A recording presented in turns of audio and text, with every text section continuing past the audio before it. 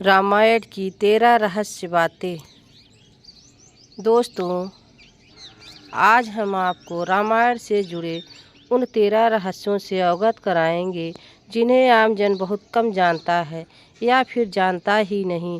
भगवान राम और देवी सीता के जन्म एवं जीवन यात्रा का वर्णन जिस महाकाव्य में किया गया है उसे रामायण के नाम से जाना जाता है। हम इस अधिकांश लोगों को रामायण की कहानी पता है, लेकिन इस महाकाव्य से जुड़े कुछ ऐसे भी रहस्य हैं जिनके बारे में लोगों को जानकारी नहीं है। आज हम आपके सामने रामायण से जुड़ी ऐसी ही 13 रहस्य को उजागर कर रहे हैं। ऐसा माना जाता है कि मूल रामायण की रचना श्री ऋषि वाल्मीकि द्वारा की गई है, लेकिन कई अन्य संतों और वेद पंडितों जैसे तुलसीदास, संत एकनाथ आदि ने इसके अन्य संस्करण में भी रचना की है। हालांकि प्रत्येक संस्करण में अलग अलग तरीके से कहानी का वर्णन किया गया है, लेकिन मूल रूपरेखा एक ही है।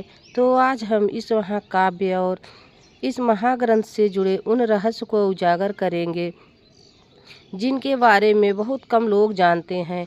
नंबर 1, रामायण के हर 1000 श्लोक के बाद आने वाले पहले अक्षर से गायत्री मंत्र बनता है। गायत्री मंत्र में 24 अक्षर होते हैं और वाल्मीकि रामायण में 24,000 श्लोक हैं। रामायण हर 1000 श्लोक के बाद आने वाले पहले अक्षर से गायत्री मंत्र बनता है। यह मंत्र इस पवित्र महाकाव्य का सार है। गायत्री मंत्र को सर्वप्रथम ऋग्वेद में उल्लेखित किया गया है। नंबर 2, राम और उनके भाई के अलावा राजा दशरथ के एक पुत्री थे। श्री राम ने माता पिता में भाइयों के बारे में सभी जानते हैं लेकिन बहुत कम लोगों को यह मालूम है कि राम की एक बहन भी थी जिनका नाम शांता था। वे आयु में चारों भाइयों में सबसे बड़ी थी। उनके माता कौशल्या थी। ऐसी मान्यता कि एक बार अंग देश के राजा रानपद और उनकी रानी वर्षिणी अयोध्या आए। उनको कोई संतान नहीं थी। बातचीत के दौरान जब राजा दशरथ को यह बात मालूम हुई तो उन्होंने कहा कि मैं अपनी बेटी शांता आपको संतान के रूप में दूंगा। यह सुनकर रानपद और वर्षिणी बहुत खुश हुए। उन्होंने बहुत स्नेह से उनका लालन पालन किया और माता पिता के सभी कर्तव्य निभाए। एक दिन रोमपद अपनी पुत्री से बात कर रहे थे। उसी समय द्वार पर एक ब्राह्मण आए। उन्होंने राजा से प्रार्थना की वर्षा के दिनों में खेती की जुताई में राज दरबार की ओर से मदद प्रदान करें। राजा को यही सुनाई दिया और वह पुत्री के साथ बातचीत करते हुए द्वार पर आए। नागरिक की याचना न सुनने से ब्राह्मण को दुख हुआ और वह राजा रोमपद का राज्य छोड़कर चले गए। वह ब्राह्मण इंद्र के भक्त थे। अपनी भक्ति की ऐसी अनदेखी पर इंद्रदेव राजा रोमपद और उन्होंने उनके राज्य में पर्याप्त वर्षा नहीं की। इस खेतों में खड़ी फसलें मुरझाने लगी। इस संकट की घड़ी में राजा रोमपद ऋषि सिंह के पास गए और उनसे उपाय पूछा। ऋषि ने बताया कि वे इंद्रदेव को प्रसन्न करने के लिए यज्ञ करें। तब ऋषि ने यज्ञ किया और खेत खलिहान पानी से भर गया। इसके बाद ऋषंग ऋषि का विवाह शांता से हो गया और वे दोनों सुखपूर्वक रहने लगे। बाद में श्री ऋषंग ने दशरथ की पुत्र कामना के लिए पुत्र कामेष्टि यज्ञ करवाया था। जिस स्थान पर उन्होंने यज्ञ करवाया था वह अयोध्या से लगभग 39 किलोमीटर पूर्व में था और वहां आज उनका आश्रम है और उनकी तथा उनकी पत्नी की समाधियां हैं। नंबर 3, राम विष्णु के अवतार हैं, लेकिन उनके भाई किसके अवतार थे? राम को भगवान विष्णु का अवतार माना जाता है, लेकिन आपको पता है कि उनके भाई किसके अवतार थे? लक्ष्मण को शेषनाग का अवतार बताया जाता है, जो क्षीर सागर में भगवान विष्णु का आसन है, जबकि भरत और शत्रुघ्न को क्रमशः भगवान विष्णु के द्वारा हाथों में धारण किए गए सुदर्शन चक्र और शंख शैल का अवतार माना जाता है। नंबर 4, सीता स्वयंवर में भगवान शिव के धनुष का क्या नाम था? हम इस अधिकांश लोगों को पता है कि राम का सीता से विवाह एक स्वयंवर के माध्यम से हुआ था। उसे स्वयं के लिए भगवान शिव के धनुष का इस्तेमाल किया गया था, जिस पर सभी राजकुमारों को प्रत्यंचा चढ़ाना था, लेकिन बहुत कम लोगों को पता होगा कि भगवान शिव के स्थान उसका नाम विनायक था। नंबर 5, लक्ष्मण को कुदाकेश के नाम से भी जाना जाता है। ऐसा माना जाता है कि वनवास के 14 वर्षों के दौरान अपने भाई और भाभी की रक्षा करने के उद्देश्य से लक्ष्मण कभी सोते नहीं थे। इसके कारण उन्हें गुड़ाकेश के नाम से भी जाना जाता है। वनवास की पहली रात को जब राम और सीता सो रहे थे तो निद्रा देवी लक्ष्मण के सामने प्रकट हुई। उस समय लक्ष्मण ने निद्रा देवी से अनुरोध किया कि उसे ऐसा वरदान दे कि उसे वनवास के समय 14 वर्षों के दौरान उन्हें नींद न आए और वह अपने प्रिय भाई और भाभी की रक्षा कर सके। निद्रा देवी इस बात पर प्रसन्न होकर बोली कि अगर कोई तुम्हारे बदले 14 वर्ष तक सोए तो मैं तुम्हें यह वरदान दे सकती हूँ। इसके बाद लक्ष्मण की सलाह पर निद्रा देवी लक्ष्मण की पत्नी और सीता की बहन उर्मिला के पास पहुँची। उर्मिला ने लक्ष्मण के बदले सोना स्वीकार कर लिया और पूरे 14 वर्षों तक अपने और अपने लक्ष्मण की निद्रा को भोगती रही। नंबर 6, उस जंगल का नाम जहाँ राम लक्ष्मण और सीता वनवास के दौरान रुके थे, क्या नाम था? रामायण काल की कहानी के बारे में हम सभी जानते हैं कि राम लक्ष्मण और सीता 14 वर्षों के लिए वनवास गए हुए थे और राक्षसों के राजा रावण को हराकर वापस अपने राज्य लौटे थे। हम में से अधिकांश लोगों को पता है कि राम लक्ष्मण और सीता ने कई साल वन में बिताए थे, लेकिन कुछ लोगों को कुछ वन के नाम की जानकारी होगी। उसे माँ का नाम था, जिसमें राम, सीता और लक्ष्मण ने अपना वनवास बिताया था।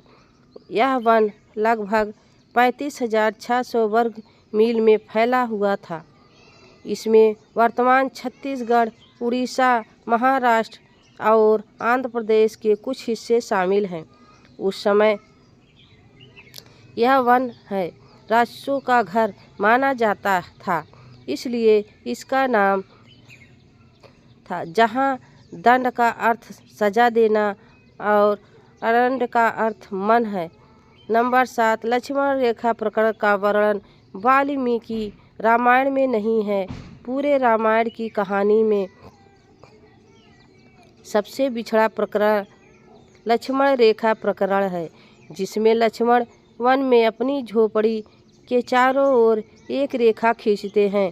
तब सीता के अनुरोध पर राम हिरण को पकड़ने और करने की कोशिश करते हैं, तो वह हिरण राक्षस मारीच का रूप ले लेता है। मरने के समय में राम की आवाज़ में लक्ष्मण और सीता के लिए रोता है।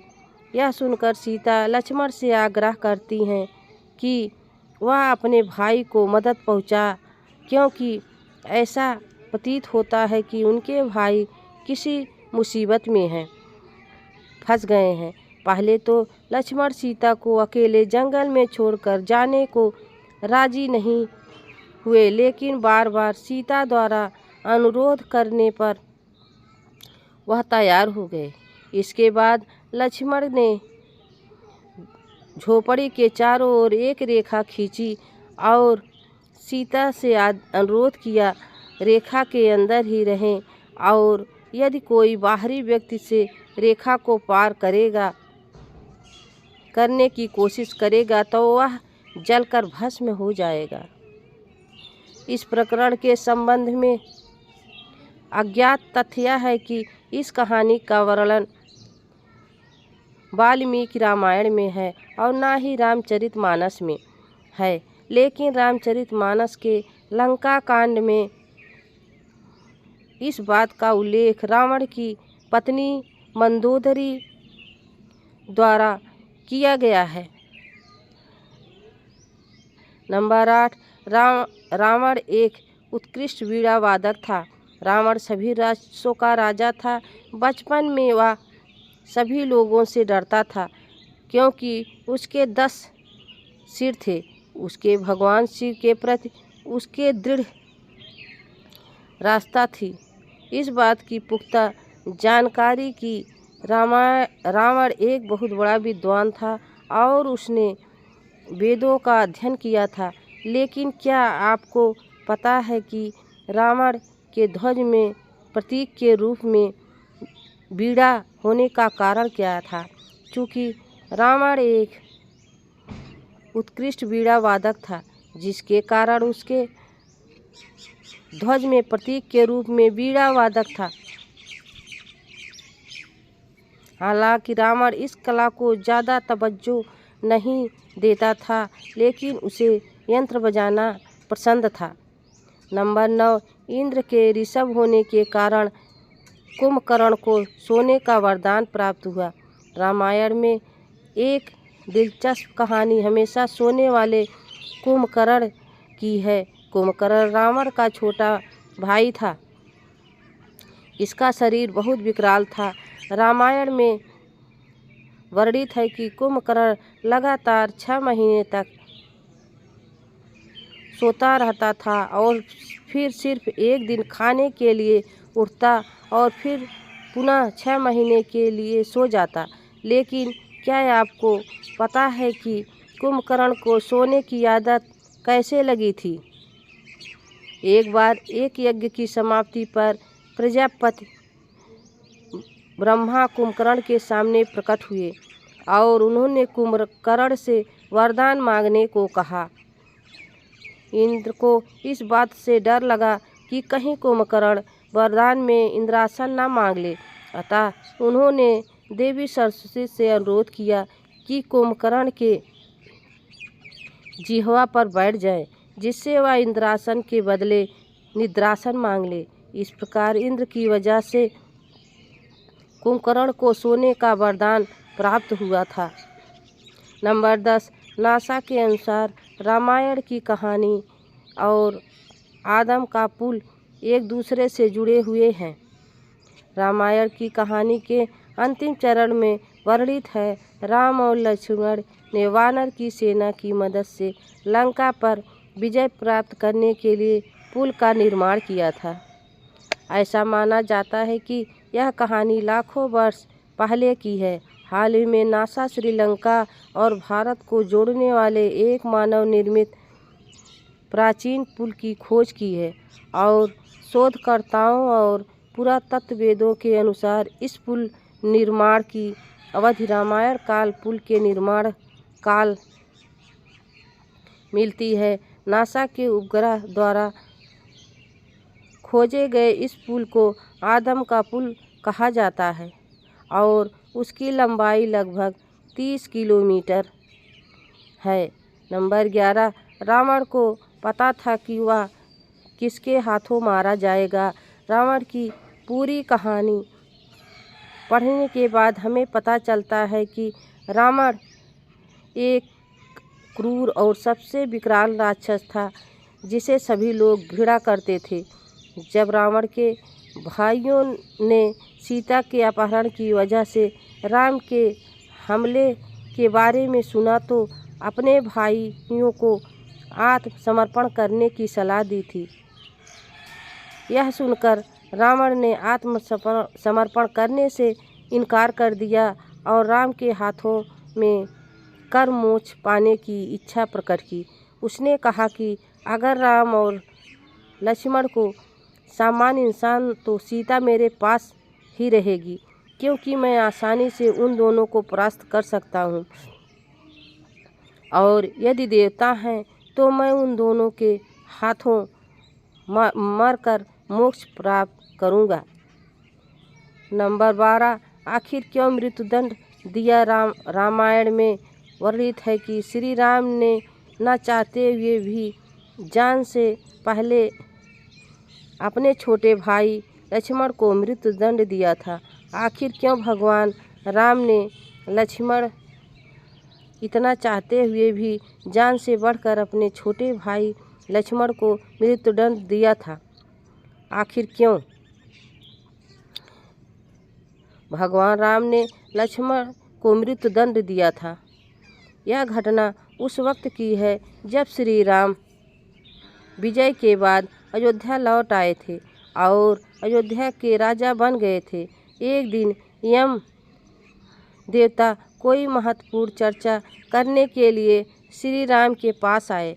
चर्चा प्रारंभ करने से पूर्व उन्होंने भगवान राम से कहा कि आप मुझे वचन दीजिए, जब तक मेरे और आपके बीच वार्तालाप होगी हमारे बीच कोई नहीं आएगा, और जो आएगा उसे आप मृत्युदंड देंगे। इसके बाद राम लक्ष्मण को यह कहते हुए द्वारपाल नियुक्त कर देते हैं कि जब तक उनकी और राम की बात हो रही है वह किसी को भी अंदर न आने दें, अन्यथा मैं उसे मृत्युदंड देंगे। लक्ष्मण भाई की आज्ञा मानकर द्वारपाल बनकर खड़े हो गए। लक्ष्मण को द्वारपाल बने कुछ समय बीता था कि वहाँ पर किसी दुर्वासा का आगमन हुआ। जब दुर्वासा ने लक्ष्मण से अपने आगमन के बारे में राम को जानकारी देने के लिए कहा तो लक्ष्मण ने विनम्रता के साथ मना कर दिया। इस पर दुर्वासा क्रोधित हो गए तथा उन्होंने संपूर्ण अयोध्या को शाप देने की बात कही। लक्ष्मण ने शीघ्र ही निश्चय कर लिया कि उनका स्वयं का बलिदान देना होगा ताकि वह नगरवासियों और ऋषि के हिसाब से बच सके, और उन्होंने भीतर जाकर ऋषि दुर्वासा के आगमन की सूचना दी। अब श्री राम दुविधा में पड़ गए थे कि उन्होंने अपने वचन के अनुसार लक्ष्मण को मृत्युदंड देना था। इस दुविधा की स्थिति में श्री राम ने अपने गुरु वशिष्ठ का स्मरण किया और कोई रास्ता दिखाने को कहा। गुरुदेव ने कहा कि अपनी किसी प्रिय वस्तु का त्याग उसकी मृत्यु के समान ही है, अतः तुम अपने वचन का पालन करने के लिए लक्ष्मण का त्याग कर दो। लेकिन जैसे लक्ष्मण ने यह सुना तो उन्होंने राम से कहा कि आप भूल कर भी मेरा त्याग नहीं करना। आपको आपसे दूर रहने सुरक्षा की है। मैं आपके वचन का पालन करते हुए मृत्यु को गले लगा लूँगा। ऐसा कहकर लक्ष्मण ने जल समाधि ले ली। नंबर 13, राम ने सरयू नदी में डुबकी लगाकर प्रतिलोम का पारित किया था। नमस्कार दोस्तों, आशा करती हूँ हमारी आज की वीडियो आपको पसंद आई होगी। ऐसे ही अन्य वीडियो के लिए आप हमारे चैनल को लाइक करें, शेयर करें, सब्सक्राइब करें और अपने सुझाव हमें कमेंट बॉक्स में ज़रूर दें। एक बार फिर आपसे मुलाकात होगी एक और ऐसी दिलचस्प और रहस्यमयी कहानी के साथ। तब तक के लिए नमस्कार। जय श्री राम। जय हिंद, जय भारत। धन्यवाद।